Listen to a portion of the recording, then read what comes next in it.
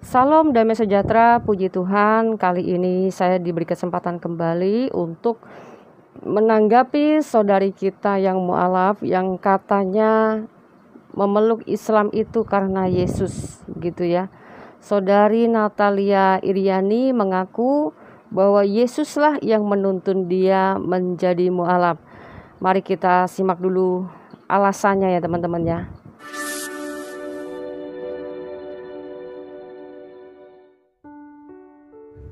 Assalamualaikum warahmatullahi wabarakatuh. Saya Natalia Iriani, saya mualaf. Dulu saya masuk Islam bukan karena Al-Quran, tapi karena Injil. Saya nggak pernah baca buku tentang Islam. Saya juga nggak pernah nonton acara-acara Islam atau ceramah-ceramah ustadz. Apalagi tentang perbandingan agama itu saya nggak pernah belajar itu. Bahkan bisa dibilang saya tuh paling gak suka sama Islam. Seperti dengar azan aja nih kuping rasanya tuh udah panas. Lagi enak-enak nonton, terus tiba-tiba ada tayangan azan, aku tuh langsung ambil remote, TV-nya aku matiin. Kalau lagi ada acara ceramah ustadz, tayangan-tayangan Islam, aku juga gak pernah mau dengerin itu. Pokoknya ya intinya Islam itu benar-benar harus aku hindarin. Orang tua juga sudah mendoktrin kalau Islam itu bukan agama yang benar. Pokoknya no Islam. Bahkan keluarga juga udah wanti-wanti saya untuk jangan jadi seperti kakak saya yang deket dengan orang Islam, menikah dan menjadi mualaf. Saya ingin mengutip beberapa ayat yang membuat saya berpikir, Yesus itu Tuhan apa utusan? Ini yang pertama saya lihat di Markus pasal 12 ayat 29. Jadi gini ya, hukum yang terutama ialah, dengarlah hai orang Israel, Tuhan Allah kita, Tuhan itu Esa. Di sini Yesus berkata Tuhan Allah kita, artinya Allah Tuhan kita. Kita ya termasuk yang mengucapkan, yaitu Yesus. Dan Tuhan itu Esa. Markus 12 ayat 29 juga dikuatkan tentang keesahan Tuhan di Ulangan 4 ayat 35 yang berbunyi, engkau diberi melihatnya untuk mengetahui bahwa Tuhanlah Allah, tidak ada yang lain kecuali Dia. Jadi gak ada yang lain kecuali Allah. Ya, kita sudah simak ya teman-teman ya, bahwa kesaksiannya mengatakan dari surat Markus 12 ayat 29 dan juga Ulangan 4 ayat 35. Dua ayat inilah yang membuat saudari kita tertarik kepada Islam sehingga meninggalkan kekristenannya, seperti itu ya kesaksiannya ya. Karena menganggap bahwa Yesuslah yang menuntun dia menjadi seorang Islam, seperti itu ya. Nanti kita akan cross check ya teman-teman ya, dua ayat yang diandalkan untuk saudari kita menjadi mualaf ya. Dan tadi kita juga simak bahwa kesaksiannya dia terlahir sebagai seorang Kristen yang taat, dan dia dulu katanya juga benci kepada Islam, bahkan sampai kalau ada azan aja dia matiin TV gitu ya. Itu sebenarnya kalau menurut saya kalau azan matiin TV itu logika kita itu berarti dia menghormati begitu ya, bukan benci. Kalau benci pasti dia malah justru gedein suaranya, suara TV-nya digedein biar nggak kedengaran azannya, seperti itu. Entahlah, mungkin lidahnya dia kepleset atau bagaimana, kita nggak tahu ya. Yang ya mudah-mudahan itu bukan rekayasa dia ya, tapi kesaksian murninya dia begitu. Karena setiap kesaksian itu akan diperhitungkan dia bohong atau tidak masalah. Tapi setiap kita tidak boleh menghakimi bahwa dia bohong atau tidak, seperti saudara-saudara kita yang menghakimi para murtadin ya. Teman-teman Islam kita banyak yang tidak terima kalau ada murtadin yang berlatar belakang daripada muslim itu kayak nggak terima, semuanya dianggap bohong, tidak apa-apa. Tapi kalau kita serahkan sama Tuhan saja, dia bohong atau tidak itu terserah, biarkan Tuhan sendiri yang akan menyaksikan, dan Tuhan sendiri juga yang akan menghakimi dan bukan kita, seperti itu ya. Oke, kita akan lanjutkan dengan pernyataan saudari kita. Benarkah Yesus menuntun saudari Natalia Iriani memeluk Islam? Apakah Markus 12 ayat 29 alasan dia menjadi Islam? Sebenarnya Tuhan Allah yang dimaksud Alkitab itu siapa? Apakah Tuhan dalam Alkitab itu sama dengan sesembahannya orang Islam? Nah, ini harus kita selidiki ya teman-teman ya. Jadi kita tidak bisa menelan begitu saja, karena begini, Alkitab disebarkan ke seluruh dunia itu dengan berbagai bahasa sesuai kaumnya ya. Jadi kalau kita memakai terjemahan LAI ya, terjemahan bahasa Indonesia yang mengatakan seperti ini, Tuhan Allah kita, Tuhan itu Esa, seperti itu ya. Tapi LAI kenapa sih memakai terjemahan Tuhan? Apakah bahasa aslinya juga ada Tuhan? Gak ada sebutan Tuhan Allah, itu tidak ada ya. Tetapi bahasa aslinya ini adalah memakai bahasa YHWH ya. Tetapi nama YHWH ini tidak boleh disebut dengan sembarangan ya teman-temannya, kalau perlu tahu. Makanya terjemahan Alkitab di seluruh dunia itu tidak memakai bahasa YHWH, tapi dirubah ya menjadi Tuhan gitu ya. Tetapi masih tetap punya ciri bahwa pribadi Tuhan di dalam Alkitab dengan Tuhannya dalam Al-Quran itu berbeda, tidaklah sama ya. Kalau di dalam Alkitab itu Tuhan itu hanya terjemahannya, tapi nama aslinya bukan terjemahan.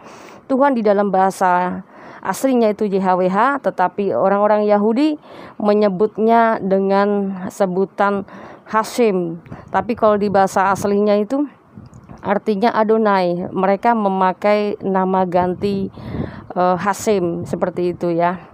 Jadi tetap beda. Kalau Hasim itu adalah nama daripada sesembahnya para nabi dan juga sesembahnya para rasul, dan beda juga dengan sesembahannya yang disembah oleh orang muslim, karena nama Allah itu adalah prefer name-nya gitu. Kalau di dalam Alkitab Allah itu bukan pribadi YHWH itu sendiri begitu. Supaya lebih jelas lagi ya teman-teman ya, Markus 12 ayat 29 ini bunyinya Tuhan Allah kita itu Esa. Artinya YHWH sesembahan kita itu Esa, itu maksudnya ya. Kalau kita perincikan dengan bahasa aslinya itu seperti itu. Jadi nama Tuhannya Musa dan Yahudi bukanlah Allah, atau Allah itu bukan namanya ya. Tapi Allah ini sebutan sesembahan manusia. Coba kita cross-check mungkin dalil tentang Allah dalam Alkitab kali ya. Sebenarnya ini Allah yang di dalam Alkitab ini yang dimaksud ini siapa, seperti itu. Kita cross check di Ulangan 6 ayat 14. Nah, janganlah kamu mengikuti Allah lain dari antara Allah bangsa-bangsa sekelilingmu. Artinya ada banyak Allah dalam dunia ini. Ya, ada banyak sesembahan di bangsa-bangsa ini ya. YHWH telah melarang saudari Natalia Iriani ini untuk mengikuti Allah lain sebenarnya. Tetapi ya tidak masalah, dirinya telah mengikrarkan diri sebagai pengikutnya Muhammad. Otomatis sesembahannya sudah berbeda ya. Jadi Allah yang diikuti saudara Natalia Iriani ini adalah bukanlah Tuhan Allah yang Esa dalam Alkitab. Itu kesimpulannya teman-teman. Lalu siapa yang disembah Muhammad? Kita cross check ya teman-teman ya. Quran surat An-Naml 91 bunyinya seperti ini. Aku Muhammad hanya diperintahkan untuk menyembah Tuhan negeri ini Mekah yang telah menjadikannya suci. gitu ya. Jadi bertentangan dong dengan Ulangan 6 ayat 14 tadi ya. Udah jelas ya, sangat bertentangan. Karena Tuhannya Musa itu melarang untuk mengikuti Allah bangsa-bangsa sekeliling Israel. Tetapi justru Muhammad ini hanya diperintahkan untuk menyembah Tuhan negeri ini, negerinya dia, negeri Mekah gitu ya. Jadi ini sudah sangat jelas bertentangan. Saudari Natalia mengaku Yesuslah yang menuntun dia menjadi seorang mu'alaf.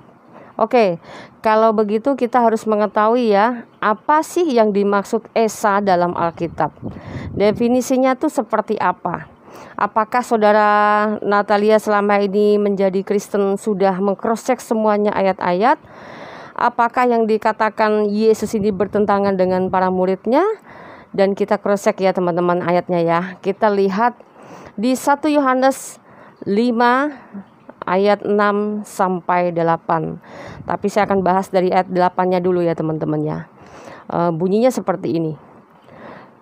Dan ada 3 yang memberi kesaksian di bumi, yaitu roh dan air dan darah, dan ketiganya adalah satu. Perlu digaris bawah ya teman-teman ya. Ini ayat kalau kita nggak teliti, kita akan menganggap biasa-biasa saja. Tapi kalau kita teliti, ini luar biasa. Kenapa saya katakan luar biasa? Karena ternyata ada 3 yang memberi kesaksian di bumi loh teman-teman. Ya, yaitu roh dan air dan darah. Dan ketiganya adalah satu. Begitu. Mari kita cross-check lagi dengan ayat 7-nya. Ayat 7-nya mengatakan, sebab ada 3 yang memberi kesaksian di dalam surga. Di dalam surga, yaitu Bapa, Firman, dan Roh Kudus. Ketiganya adalah satu. Nah ya, ini harus dibaca baik-baik betul ya. Jadi kok ada 3 saksi di bumi, ada 3 kesaksian di bumi, ada 3 kesaksian di surga. Ini apa ya maksudnya? Kok menyebutnya ketiganya itu satu begitu? Ini sebenarnya bicara tentang apa sih? Apa mungkin definisi yang disebut Esa itu ini atau bukan gitu? Makanya harus menyelidiki ya. Jangan cuman kita tahu baca Esa tapi tidak mengerti Esa itu yang bagaimana. Emang sama dengan satu toktil. Kalau satu toktil doang ya nggak usah pakai nama Esa. Coba ngomong gini, Allah Maha Satu gitu aja, nggak usah pakai sebutan Esa ya. Karena Esa ini punya maksud ya, beda maknanya seperti itu. Lalu ayat ke-6-nya, siapa sebenarnya yang disebut Esa itu?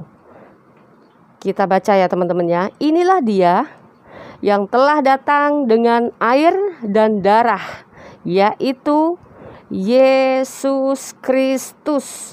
Bukan saja dengan air, tetapi dengan air dan dengan darah.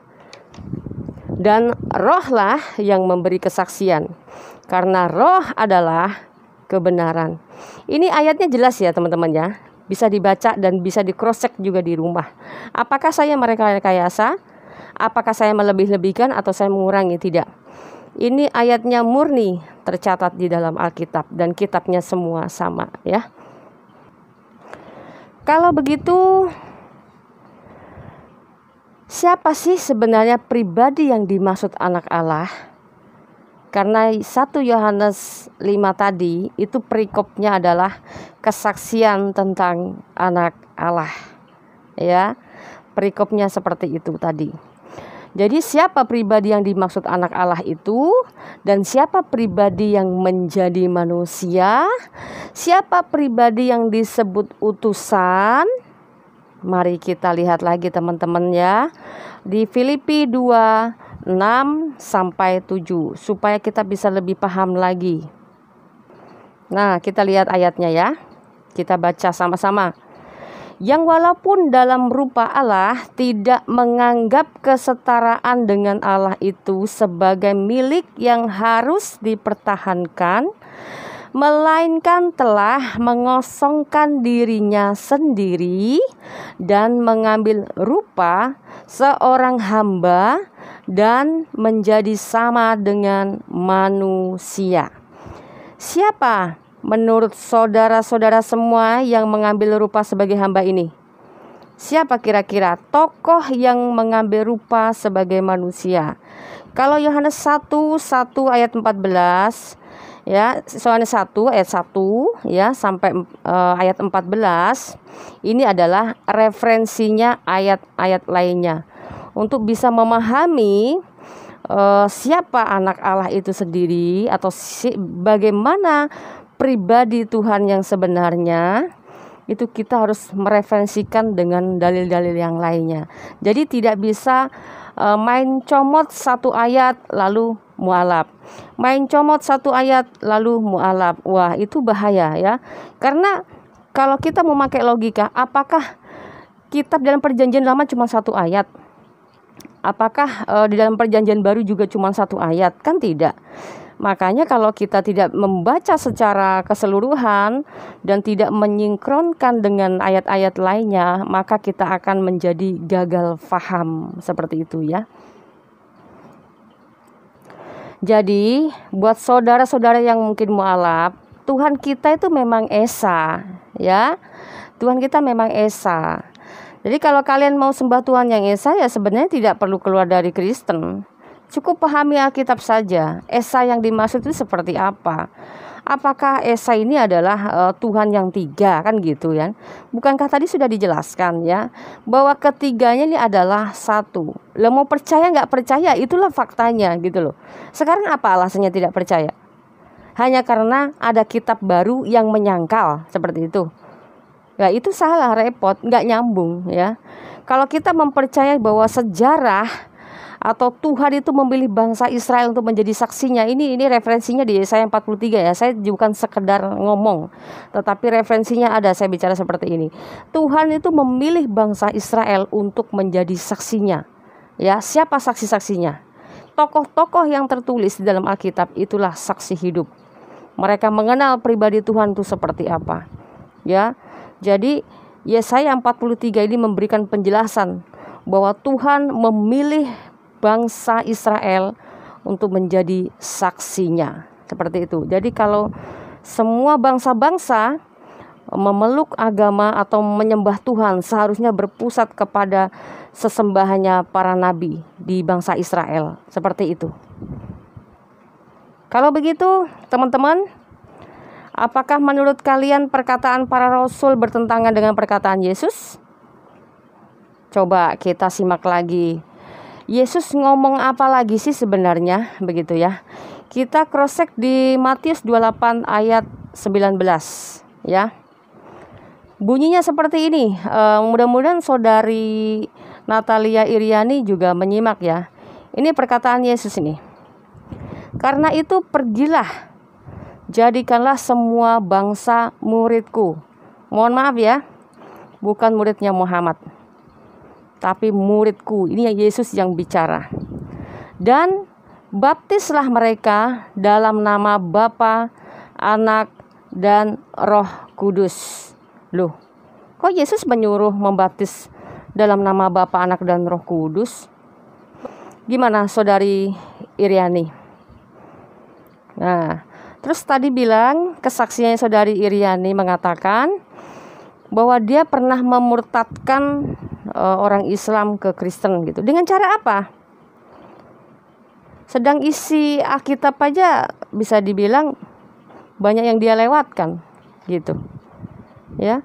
Mengenai tentang pemahaman tentang Esa saja tidak paham, bagaimana bisa membawa orang Islam ke Kristen? Apa yang dicari sama orang Islam itu? Sementara dirinya sendiri aja tidak paham tentang definisinya Esa. Ya kan? Nah, ini sangat diragukan sama sekali. Oke. Kesimpulannya sekarang adalah selamat ya, saudari Natalia Iriani telah mengambil keputusan untuk mengikuti Allah bangsa sekeliling Israel dan menyembah Allah negeri Mekah. Jadi clear ya, Jadi kesaksian kamu itu 100% bullshit kalau Yesus yang menuntun kamu ke Islam. Buktinya perintah Yesus kau langgar, perintah Musa kau langgar pula, ya. Sekarang saya mau nitip pesen nih sama mualaf yang lainnya juga. Kalau kamu pindah agama cuma cari Tuhan yang esa, tidak perlulah kamu keluar dari Kristen. Cuman kalau sudah terlanjur yakin dengan keislaman kamu, sebaiknya cobalah untuk memahami kitab Anda sendiri. Dan jangan congkel-congkel kitabnya orang Kristen untuk dijadikan pembenaran, ya. Kalau tidak, ya nanti berurusan terus dengan saya. Saya akan meluruskan ternyata apa yang menjadi pemahaman kamu ini ternyata salah semua. Ya, para mualaf kalau coba-coba untuk selalu mencongkel-congkel menyalah tafsirkan Alkitab, saya pula juga punya hak untuk menyongkel-nyongkel kitab kalian juga. Ya, jadi tidak ada namanya kamu seenaknya mencongkel-congkel, tar giliran dicongkel-congkel marah-marah. Tidak bisa ya. Nanti setiap kali saya bikin video, nanti dikomentari bahwa Fatimah nih mengada-ngada, bahwa Fatimah nih merekayasa. Yang jelas justru sayalah yang menanggapi, yang meluruskan atas kesalahpahaman para mualaf, ya. Tapi kalau ada tokoh-tokoh Islam yang nggak suka lagi tuh, seperti channel-channel apa itu yang mengatakan sayanya justru salah memahami, terserah, ya, itu hak kita masing-masing. Cuman yang perlu saya kasih tahu, kalau sudah menjadi mualaf sebaiknya perdalam itu kitab kalian supaya paham tuh isi Al-Quran. Jangan sampai setiap kali ceramah di masjid yang dibahas malah Alkitab, kan lucu. Oke. Saya rasa cukup dulu ya tanggapan saya mengenai saudari kita Natalia Iriani ini, bahwa pengakuannya menjadi mualaf itu oleh karena Yesus itu ternyata bohong. Jadi biarlah semua yang akan kita lakukan Tuhan sendiri yang menyaksikan, Tuhan sendiri yang berkarya, Tuhan sendiri di atas segala-galanya, sehingga orang-orang yang tersesat semuanya akan kembali kepada jalan yang lurus, ya. Nah, demikian video saya, ada kesalahan mohon maaf, dan tunggu video saya berikutnya. Salam.